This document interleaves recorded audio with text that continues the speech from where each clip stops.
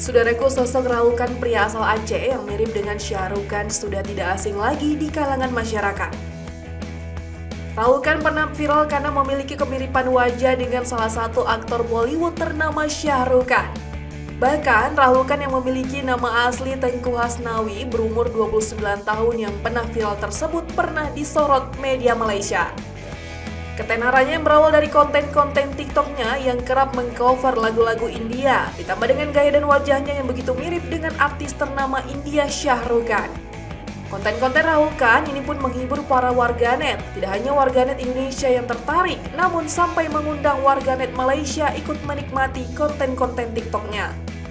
Bahkan selama beberapa waktu lalu, Rahul Khan juga pernah diwawancarai di beberapa media tanah air.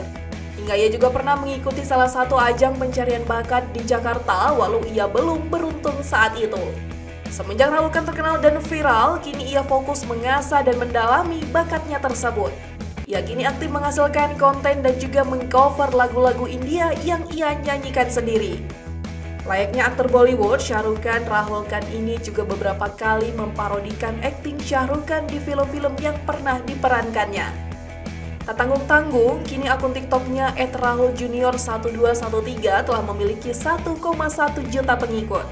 Bahkan sampai hari ini media Malaysia menyoroti sosok Rahul Khan yang memiliki kesamaan dengan Shah Rukh Khan.